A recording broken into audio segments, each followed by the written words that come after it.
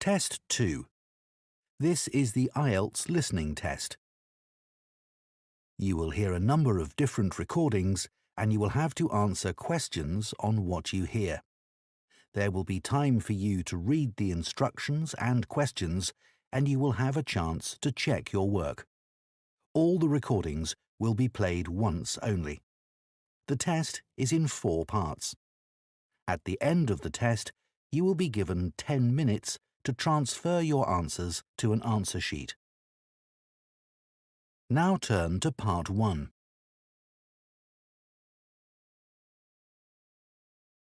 Part 1. You will hear 2 friends talking about a guitar group. First, you have some time to look at questions 1 to 6.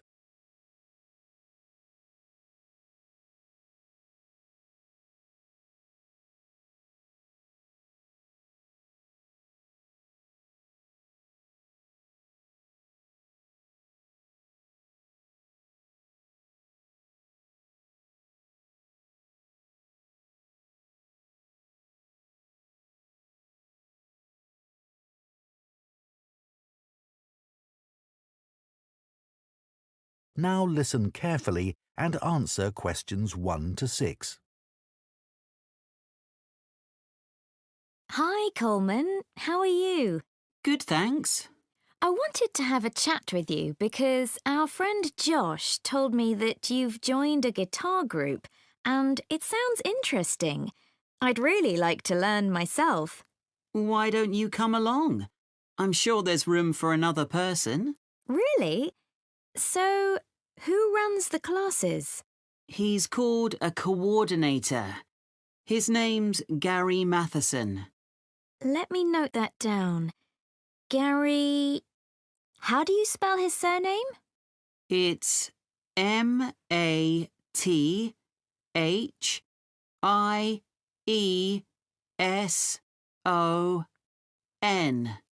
Right, thanks. He's retired, actually, but he's a really nice guy, and he used to play in a lot of bands. Thanks. So, how long have you been going? About a month now. And could you play anything before you started? I knew a few chords, but that's all. I'm sure everyone will be better than me. That's what I thought too.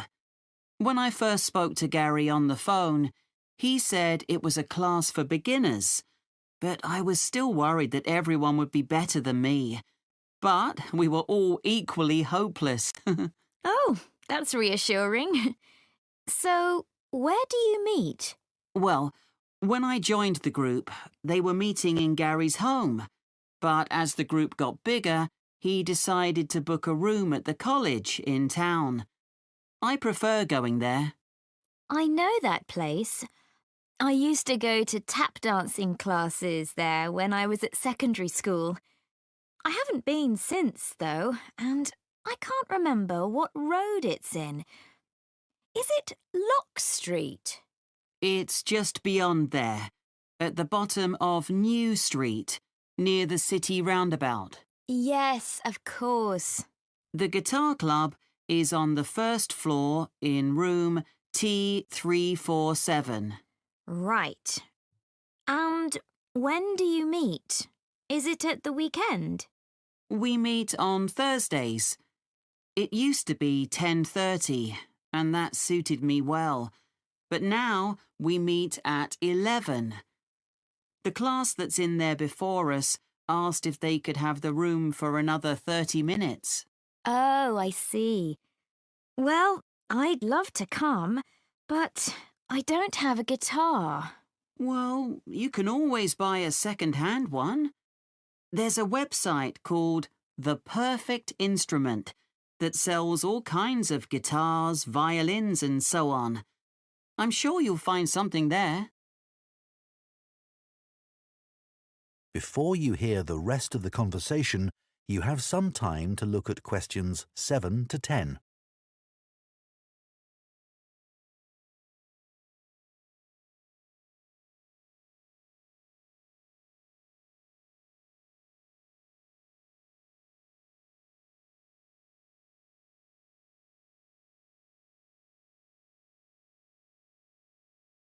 Now listen and answer questions 7 to 10. So, what's a typical lesson like with Gary? Well, he always starts by getting us to tune our guitars. That takes about 5 minutes. Uh-huh. Some people have an app they use, but others do it by ear. Gary goes round and helps them. And while he's doing that, he tells us what he's going to do during the lesson. Right. First, we usually spend about 10 minutes doing some strumming. So, is that using... Oh, what are they called? Plectrums? No, we just use our thumbs. Oh, much easier. Gary reminds us where to put our fingers for each chord, and then we play them together. Sometimes we all just start laughing because we're so bad at keeping time. So Gary starts clapping to help us. Do you learn to play any songs? Yes, we do at least one song with words and chords. I mean, that's harder than you think. Oh, I'm sure it is. That part of the lesson takes about 15 minutes. He often brings a recording of the song and plays it to us first. Then he hands out the song, and if there's a new chord in it, we practice that before we play it together, but really slowly. Do you do any finger picking? That's the last 10 minutes of the lesson, when we pick out the individual notes from a tune he's made up. It's always quite simple. That must be hard, though. It is. But people like it because they can really concentrate. And if we're all playing well, it sounds quite impressive. The only trouble is that he sometimes gets us to play one at a time. You know, alone. Oh, that's scary. It is. But I've got used to it now. At the end, he spends about 5 minutes telling us what to practice for the following week. Well, thanks, Coleman. I'll go and have a look at that website, I think. That is the end of Part 1. You now have 1 minute to check your answers to Part 1.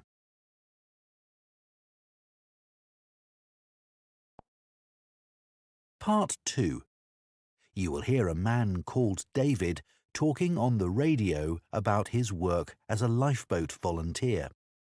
First, you have some time to look at questions 11 to 16.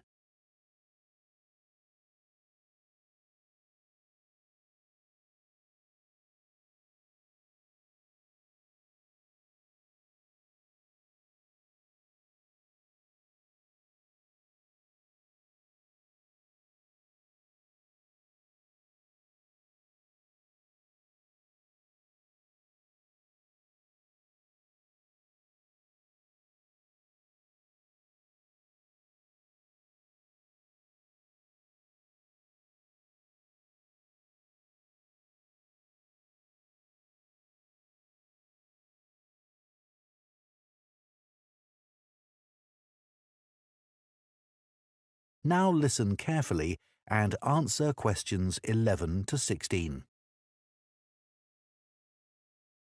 I never really planned to be a lifeboat volunteer when I came to live in North Sea. I'd been working in London as a website designer, but although that was interesting, I didn't like city life. I'd been really keen on boats as a teenager, and I thought if I went to live by the sea, I might be able to pursue that interest a bit more in my free time. Then I found that the Lifeboat Institution was looking for volunteers, so I decided to apply. The Lifeboat Institution building here in North Sea is hard to miss. It's one of the largest in the country. It was built 15 years ago, with funds provided by a generous member of the public who'd lived here all her life. As the Lifeboat Institution is a charity that relies on that kind of donation, rather than funding provided by the government, that was a huge help to us.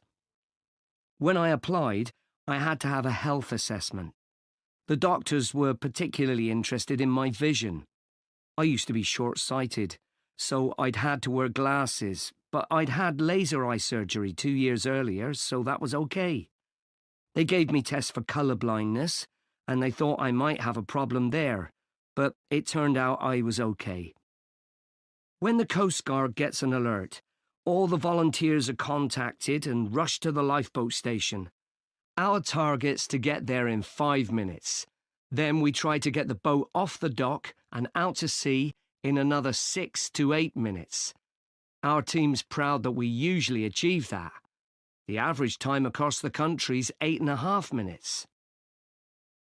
I've recently qualified as what's called a helmsman, which means I have the ultimate responsibility for the lifeboat. I have to check that the equipment we use is in working order. The crew have special life jackets that can support up to 4 people in the water, and it's ultimately my decision whether it's safe to launch the boat. But it's very rare not to launch it, even in the worst weather. As well as going out on the lifeboat, my work involves other things too. A lot of people underestimate how quickly conditions can change at sea, so I speak to youth groups and sailing clubs in the area about the sorts of problems that sailors and swimmers can have if the weather suddenly gets bad. We also have a lot of volunteers who organise activities to raise money for us, and we couldn't manage without them. Before you hear the rest of the talk, you have some time to look at questions 17 to 20.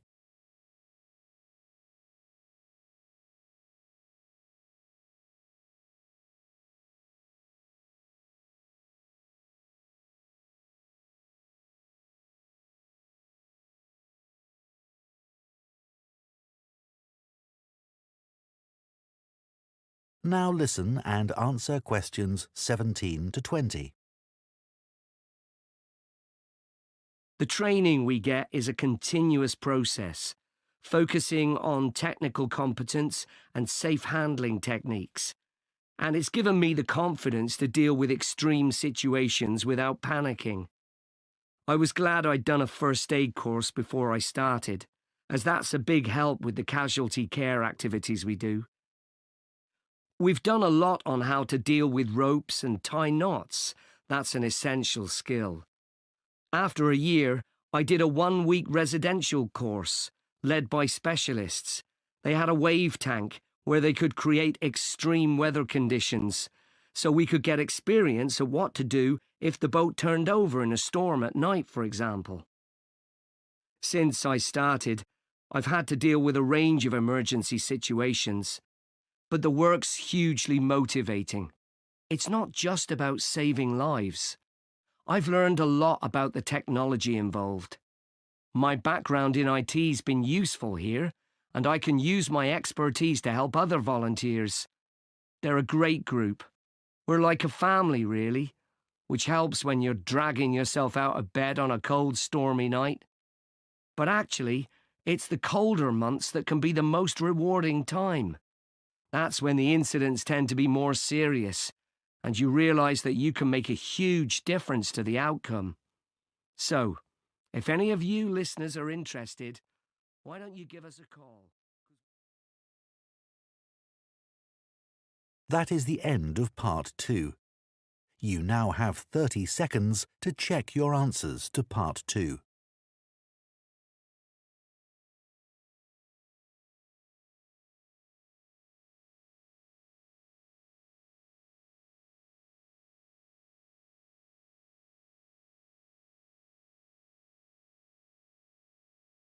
Part 3.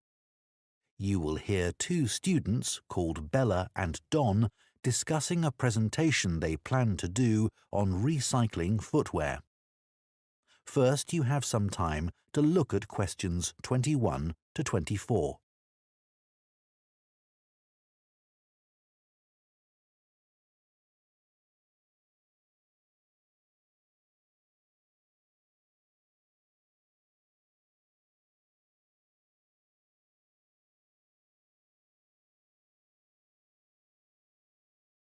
Now listen carefully and answer questions 21 to 24. Hi, Don. Did you get the copy of the article on recycling footwear that I emailed you? Yeah, it's here. I've had a look at it.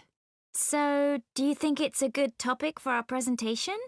Well, before I started reading it, I thought recycling footwear. Well, although it's quite interesting, perhaps there isn't enough to say about it, because we put shoes in recycling bins. They go to charity shops, and that's about it. But there's much more to it than that. I realise that now, and I'm keen to research the topic more. That's great. One of the things I didn't realise until I read the article was just how many pairs of trainers get recycled. Well, a lot of young people wear them all the time now. They've become more popular than ordinary shoes. I know.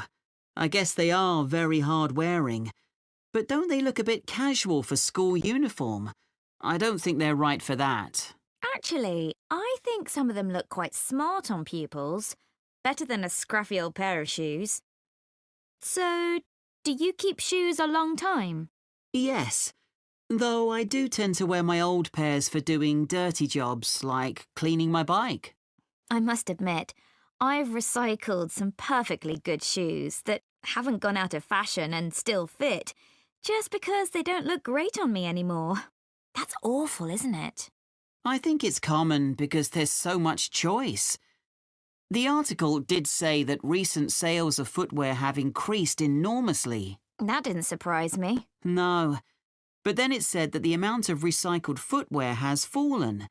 It's 6% now, compared to a previous level of 11%. That doesn't seem to make sense. That's because not everything goes through the recycling process.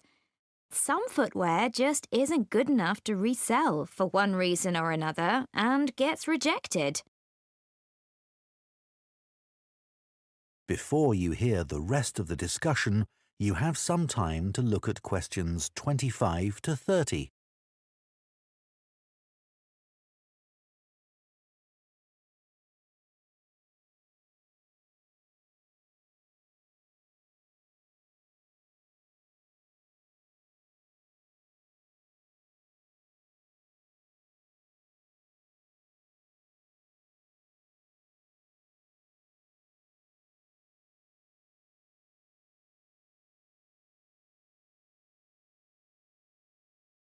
Now listen and answer questions 25 to 30.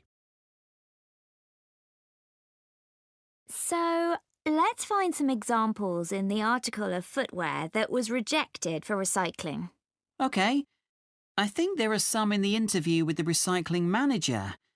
Yeah, here it is.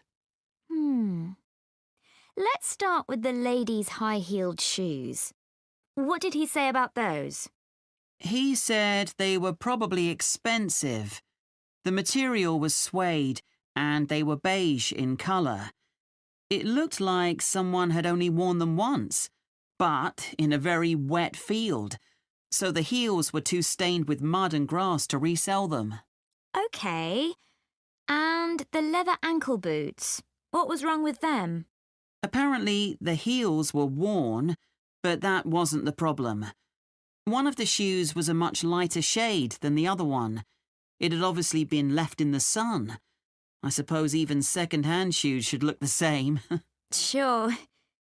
Then there were the red baby shoes. Oh, yes. We're told to tie shoes together when we put them in a recycling bin, but people often don't bother. You'd think it would have been easy to find the other, but it wasn't. That was a shame because they were obviously new. The trainers were interesting. He said they looked like they'd been worn by a marathon runner. Yeah. Weren't they split? Not exactly. One of the soles was so worn under the foot that you could put your finger through it. Well, we could certainly use some of those examples in our presentation to explain why 90% of shoes that people take to recycling centres or bins get thrown into landfill. What did you think about the project his team set up to avoid this by making new shoes out of the good parts of old shoes? It sounded like a good idea. They get so many shoes, they should be able to match parts.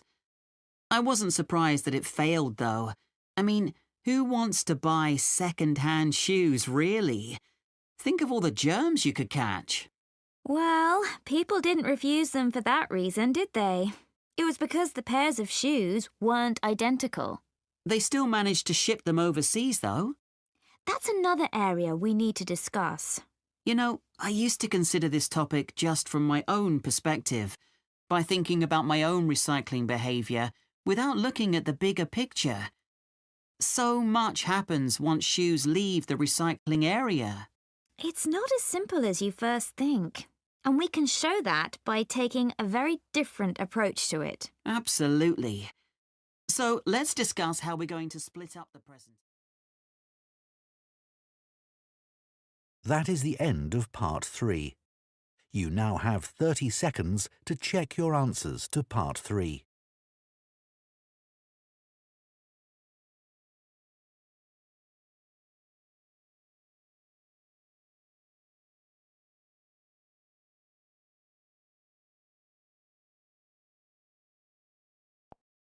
Part 4. You will hear a zoology student giving a presentation about an animal called a tardigrade. First, you have some time to look at questions 31 to 40.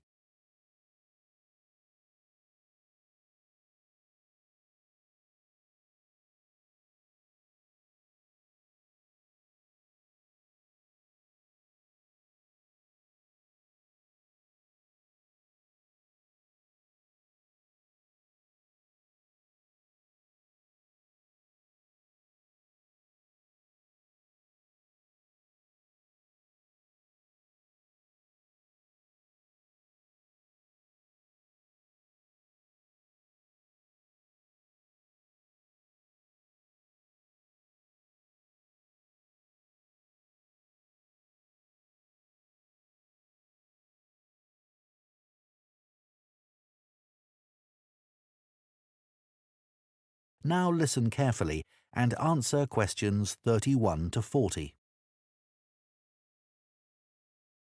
For my project on invertebrates, I chose to study tardigrades. These are microscopic, or to be more precise, near microscopic animals. There are well over 1,000 known species of these tiny animals, which belong to the phylum Tardigrada. Most tardigrades range in length from 0.05 to 1 millimetre, though the largest species can grow to be 1.2 millimetres in length. They're also sometimes called water bears, water because that's where they thrive best, and bear because of the way they move.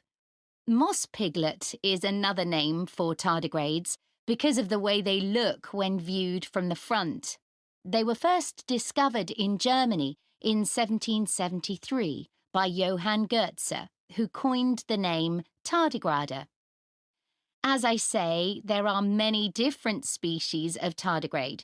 Too many to describe here, but generally speaking, the different species share similar physical traits. They have a body which is short and also rounded, a bit like a barrel. And the body comprises 4 segments. Each segment has a pair of legs, at the end of which are between 4 and 8 sharp claws. I should also say that some species don't have any claws. What they have are discs, and these work by means of suction. They enable the tardigrade to cling on to surfaces or to grip its prey. Within the body, there are no lungs or any organs for breathing at all. Instead, oxygen and also blood are transported in a fluid that fills the cavity of the body. As far as the tardigrade's head is concerned, the best way I can describe this is that it looks rather strange, a bit squashed even. Though many of the websites I looked at described its appearance as cute, which isn't exactly very scientific. The tardigrade's mouth is a kind of tube, that can open outwards to reveal teeth-like structures known as stylets. These are sharp enough to pierce plant or animal cells.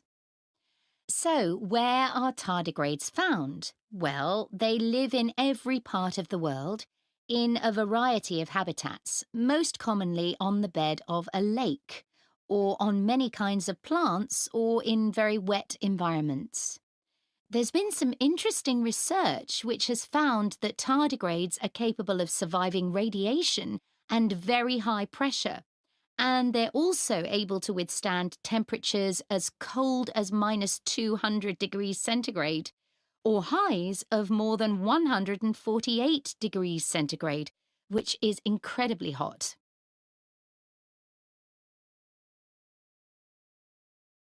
It has been said that tardigrades could survive long after human beings have been wiped out, even in the event of an asteroid hitting the Earth.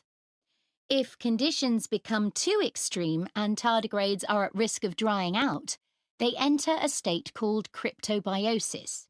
They curl into a ball called a tun, that's T-U-N, by retracting their head and legs, and their metabolism drops to less than 1% of normal levels. They can remain like this until they're reintroduced to water, when they will come back to life in a matter of a few hours.